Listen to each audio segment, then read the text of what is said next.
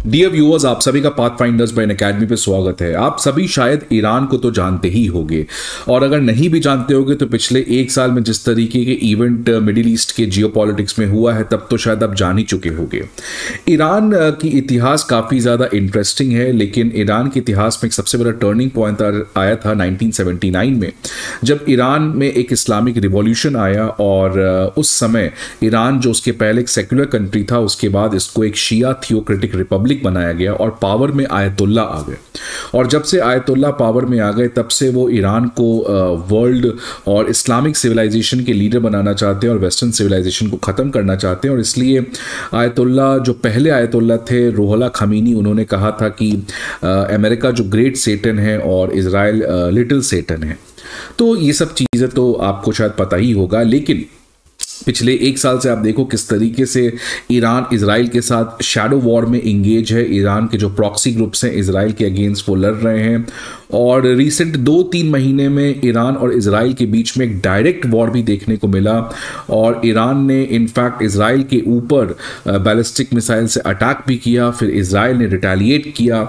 और इन सभी चीज़ों में सबसे फ्रंट फुट पे जो खेल रहे थे इनफैक्ट आयतुल्ला अली खमीनी का, आपको पता होगा वो जुम्मे का स्पीच जब उन्होंने इजराइल के ऊपर अटैक किया, और उसके बाद फ्राइडे को जुम्मे की नमाज के बाद एक बहुत बड़ा पब्लिक इवेंट था जहां पे उन्होंने पब्लिकली एड्रेस किया ईरान के प्रायोरिटीज़ के बारे में। लेकिन आज एक इम्पॉर्टेंट न्यूज़ आ रहा है कि अब ईरान के तीसरे आयतुल्ला चुन के आ सकते हैं, बिकॉज अली खमीनी जो इस समय आयतुल्ला हैं वो अब अपना सक्सेशन प्लान रेडी कर चुके हैं, और उनके बेटे मुज्तबा खामीनी वो अगले आयतुल्ला ईरान के बनते हुए नज़र आ रहे हैं। सो ये एक बहुत ही इम्पॉर्टेंट चीज़ है जिसको हमें जानना है, बिकॉज ईरान में 1979 इस्लामिक रिवॉल्यूशन के बाद अभी तक केवल 2 आयतुल्ला रहे। जो पहले आयतुल्ला रहे वो रूहुल्लाह ख़मीनी, वो 1979 से 89 तक रहे, और उसके बाद से non stop Ayatollah Ali Khamenei power में रहे। लेकिन रिसेंट टाइम में उनकी हेल्थ इशू और इनफैक्ट कुछ और भी ऐसे रिपोर्ट्स रिलीज़ हैं कि आयतुल्ला अब अनकॉन्शियस हो चुके हैं। तो इसीलिए इसके बीच में एक नए आयतुल्ला का आना बहुत ज़रूरी था। लेकिन सवाल ये आता है कि क्या ईरान नए आयतुल्ला को एक्सेप्ट करेगा? क्या नए आयतुल्ला को ये एक्यूजिशन नहीं लगेगा कि आप नेपोटिज्म से निकल के आए हैं? क्या ईरान पब्लिक अनरेस्ट की तरफ बढ़ रहा है?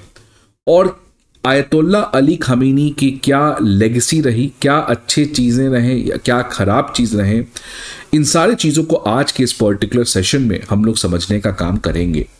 बट आगे बढ़ने के पहले आप ये देख सकते हैं कि इस्लाम में बेसिकली 2 फैक्शंस हैं, एक तरफ सुन्नी है और एक तरफ शिया है। शिया में भी फर्दर 12 होते हैं, 7 होते हैं, जैदी होते हैं और अलावी होते हैं। सऊदी अरेबिया और वैसे कंट्रीज़ में सुन्नी इस्लाम पाया जाता है। ये इसीलिए जानना ज़रूरी है बिकॉज ये जो आयतुल्ला का कॉन्सेप्ट है ये आप सऊदी अरेबिया या सुन्नी मुल्कों में नहीं जानोगे। इनफैक्ट शिया में भी जो 12 शिया ग्रुप है वहाँ पे ये आयतुल्ला का कॉन्सेप्ट है। और आयतुल्ला बेसिकली एक टाइटल है, जैसे आपने बहुत सारे महाराजा राजा ऐसे बहुत सारे टाइटल देखा है, तो वैसे आयतुल्ला भी एक हाई रैंकिंग टाइटल है जो शिया इस्लामिक स्कॉलर्स को दिया जाता है, जो बहुत ज़्यादा एक्सपर्टीज़ रखते हैं इस्लामिक लॉ में, इस्लामिक थियोलॉजी में और इस्लामिक ज्यूरिस्प्रूडेंस में। तो वैसे लोगों को सबसे हाईएस्ट रैंकिंग टाइटल दिया जाता है जिसको आयतुल्ला कहते हैं, और ये बेसिकली शिया इस्लाम में ज़्यादा पाया जाता है। तो इसलिए आयतुल्ला क्या है ये आपको जानना ज़रूरी है। अब आयतुल्ला जो है वो कोई मामूली फिगर नहीं है, एक तो रिलीजियस फिगर है ही, लेकिन रिलीजियस फिगर के बियॉन्ड पॉलिटिकल फिगर है। इनफैक्ट ईरान में सारा पावर घूम फिर कर सुप्रीम लीडर आयतुल्ला के पास आता है। अगर आप देखेंगे प्रेसिडेंट आयतुल्ला के नीचे काम करते हैं judiciary, parliament, guardianship council, armed force में आर्मी, पुलिस और IRGC, ये सभी लोग सुप्रीम लीडर के नेतृत्व में काम करते हैं। So in fact everything what happens in Iran is directly और इनडायरेक्टली कंट्रोल्ड बाय आयतुल्ला। तो इसलिए आयतुल्ला बहुत इंपॉर्टेंट पोस्ट है बिकॉज अगले आयतुल्ला जो चुन के आएंगे वो बहुत हद तक डिसाइड करेंगे कि ईरान किस दिशा में आगे वाले टाइम में आगे जाएगा। ना न्यूज ये आया कि जो मुज्तबा खामीनी है, जो दूसरे बेटे हैं ईरान के सुप्रीम लीडर आयतुल्ला अली खामीनी के, वो अपने पिता को सक्सीड करने जा रहे हैं। और ये पर्टिकुलर चीज डिसाइड हुआ है एक सीक्रेट मीटिंग में। किसका हुआ है secret meeting? Assembly of experts. ये असेंबली ऑफ एक्सपर्ट्स में बहुत सारे लगभग 80 लोग होते हैं और ये लोग मिलकर डिसाइड करते हैं कि अगले आयतुल्ला कौन होंगे। तो इसी असेंबली ऑफ एक्सपर्ट्स का एक सीक्रेट मीटिंग हुआ और उन्होंने फाइनली डिसाइड किया है कि मुज्तबा खामीनी जो है, he is going to be the Ayatollah who is going to succeed Ayatollah Ali Khamenei. इस न्यूज की पुष्टि किया Israeli media outlet Ynet news ने और उन्होंने सोर्स दिया ईरान इंटरनेशनल का। आगे बढ़ने के पहले की इंपॉर्टेंट इंफॉर्मेशन स्टूडेंट्स आप सभी के लिए कि 20 नवंबर से हमारे बैचेस स्टार्ट होने जा रहे चारों सेंटर्स में ऑफलाइन में, करोल बाग, मुखर्जी नगर, पटना और प्रयागराज। और जो डिस्काउंटेड प्राइस आप देख सकते हैं which is around 79,999। So don't wait, please try to enrol you yourself. Karol Bagh, Mukherjee Nagar, Prayagraj और पटना, इन चारों सेंटर्स के डिटेल आपको यहाँ पे देखने को मिल सकते हैं। Unacademy IAS comprehensive GS course के अलावा CSAT ऐसे writing course, comprehensive current affairs, full and test series और ऑप्शनल ऐसे कोर्सेज को भी प्रोवाइड करता है। इन सारे इंफॉर्मेशन के लिए आपको हमारे ऑफलाइन ब्रांचेस पे विजिट करना होगा या नहीं तो आप हमारे ऐप को डाउनलोड कर सकते हैं जहां पे आपको ये सारे इंफॉर्मेशन प्रोवाइड किए जाएंगे। ना मुज्तबा खामीनी है कौन? बेसिकली ये एक ऐसे पर्सन है जो अभी तक पब्लिक फिगर में उतना आए नहीं है, लेकिन पिछले 2 साल से ये तेहरान के पॉलिटिक्स में काफी ज्यादा एक्टिव हुए हैं। ये इसीलिए एक्टिव हुए हैं बिकॉज इनको पता था कि आने वाले टाइम में ये हो सकता आयतुल्ला बनेंगे, बिकॉज आयतुल्ला अली खामीनी का पिछले 2-3 साल से हेल्थ उतना अच्छा नहीं चल रहा है, इसलिए काफी रीसेंट टाइम्स में ही ये एक्टिव आए हैं। इनफैक्ट 2021 में मुज्तबा खामीनी को आयतुल्ला का स्टेटस दिया गया था, आयतुल्ला का टाइटल ग्रांट किया गया था, जो कि एक कॉन्स्टिट्यूशनल रिक्वायरमेंट है अगर आपको ईरान के सुप्रीम लीडर बनना है तो।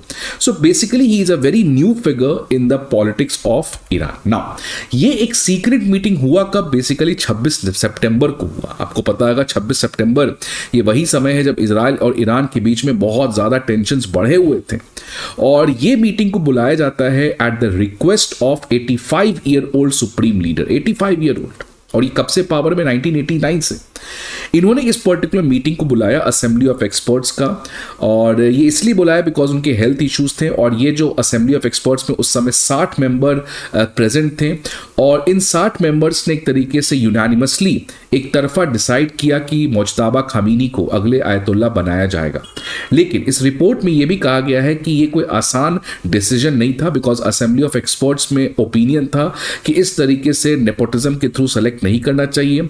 रादर जो पर्सन डिजर्विंग है, रादर जो पर्सन वोटिंग के थ्रू चुन के आना चाहिए, रादर देन जस्ट बिकॉज कि वो आयतुल्ला अली खामीनी का बेटा है तो उसको चुन लेना चाहिए। इसकी वजह से बहुत ज़्यादा डिफरेंसेस भी था, लेकिन आयतुल्ला अली खामीनी और उनके जो पूरा टीम है उन्होंने काफ़ी ज़्यादा इन्फ्लुएंस किया और इनफैक्ट डेथ थ्रेट्स को भी दिया गया था एज पर द रिपोर्ट जिसको ईरान इंटरनेशनल ने कवर किया है। तो एक तरीके से काफ़ी ज़्यादा परेशानी के थ्रू, इंटिमिडेशन के थ्रू इस चीज़ की प्रोसेस की सिलेक्शन हुई। अब ये सीक्रेट क्यों था? आप ये देखिए, इसी चीज़ की मैंने बात कर रहा था पहले भी कि बहुत ज़्यादा ये चांसेस था कि अगर ये इंफॉर्मेशन पब्लिक हो जाता तो पब्लिक अनरेस्ट हो जाता, लोग बगावत कर देते। बिकॉज लोग ऑलरेडी, एक आप देखोगे, अगर आप रिपोर्ट के हिसाब से देखोगे तो आयतुल्ला जो है इस समय काफ़ी लेस पॉपुलैरिटी एंजॉय करते हैं लोगों के बीच में। रीसेंट टाइम्स में थोड़ा बढ़ा है इजराइल ईरान की वजह से, लेकिन उसके पहले आयतुल्ला की जो पॉपुलैरिटी थी ईरान में भी वो काफ़ी ज़्यादा घटी थी, बिकॉज आयतुल्ला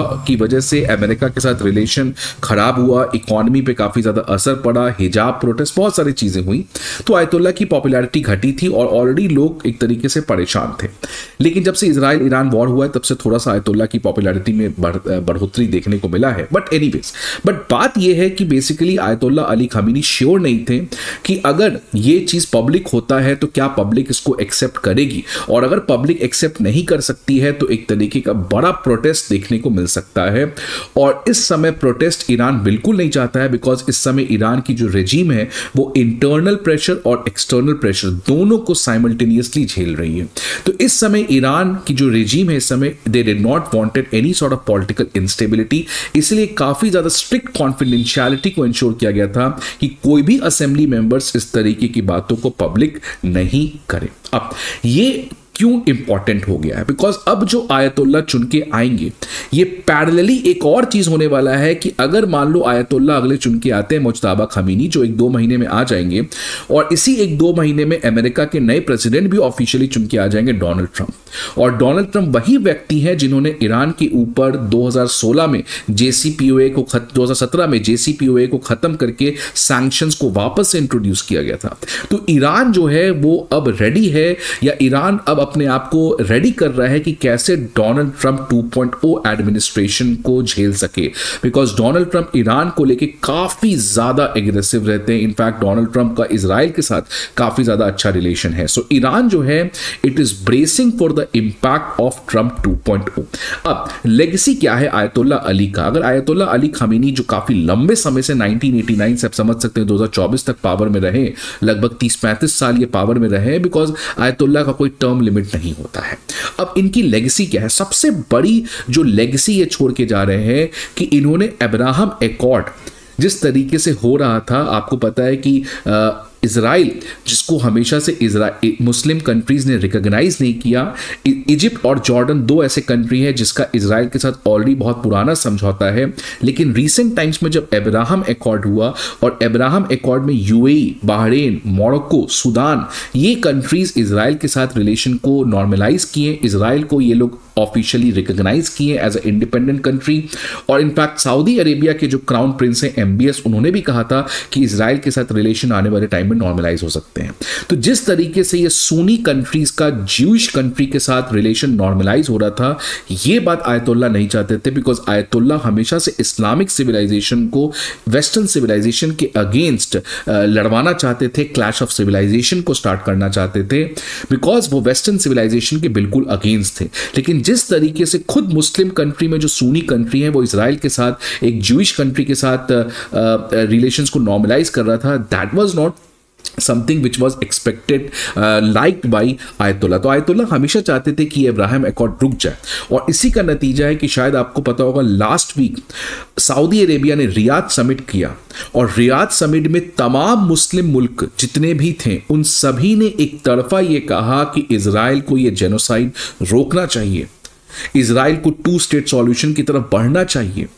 ये बहुत सरप्राइजिंग है बिकॉज इस पर्टिकुलर समिट में सऊदी अरेबिया तो था, लेकिन यूएई जो इस समय काफी स्ट्रॉन्ग पार्टनर है इजराइल का, यूएई ने सिंपली जेनोसाइड का वर्ड यूज कर दिया। और बहुत सारे मुस्लिम कंट्रीज थे, और इन्होंने डिसाइड किया कि ईरान के साथ मिलके हमें इस पर्टिकुलर काम को आगे बढ़ाना है, 2 स्टेट सॉल्यूशन की तरफ आगे बात करनी है। यही चीज आयतुल्ला चाहते थे कि मुस्लिम कंट्री एक साथ यूनाइटेड हो जाए। तो यहां ये सबसे बड़ी लेगेसी होगी कि कैसे आयतुल्ला ने सुन्नी और जू का रिलेशन नॉर्मलाइज होने से रोका, इस्लामिक कंट्रीज में एक यूनिटी लाया, सो दैट ये लोग मिलके एक साथ अपना बैटल वेस्टर्न सिविलाइजेशन, ग्रेट सेटन और लिटिल सेटन के अगेंस्ट कर सके। लेकिन इसके अलावा एक और बड़ा सिग्निफिकेंस था कि पहली बार ईरान ने एक तरीके से इजराइल के ऊपर डायरेक्ट अटैक किया। आप सभी को पता होगा कि इजराइल ने ईरान के ऊपर ऑलरेडी बहुत अटैक कर चुके हैं, ईरान के कितने सारे लोगों को इन्होंने मार दिया है, लेकिन कभी भी ईरान ने डायरेक्ट रिटेलिएशन नहीं किया था इजराइल के ऊपर। लेकिन इस बार अगर आप देखेंगे तो ईरान ने एक रेड फ्लैग रेज किया है कि बॉस अगर आप इसी तरीके से अटैक करोगे तो I will not play on back foot, rather I will attack aggressively. नहीं तो कौन सोचा था कि ईरान 200 बैलिस्टिक मिसाइल्स इजराइल के ऊपर दाग देगा।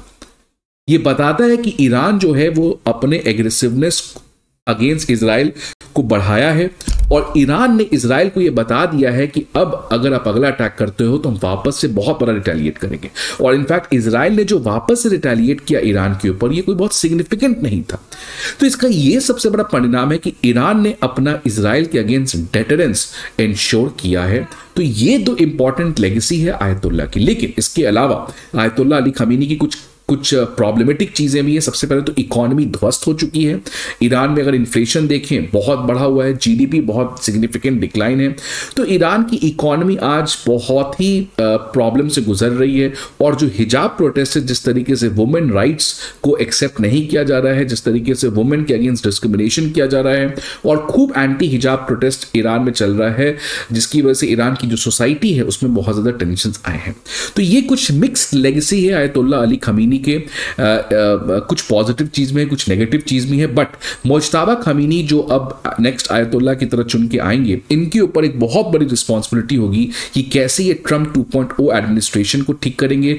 क्या वो किसी तरीके से सैंक्शंस में रिलैक्सेशन लाके अपने इकोनॉमी को रिवाइव कर सकते हैं? क्या वो सोसाइटी में जिस तरीके के टेंशन्स हैं उसको खत्म कर सकते हैं? और क्या मुज्तबा खमीनी इस्लामिक वर्ल्ड को एक साथ रख सकते हैं against its fight against the western civilisation?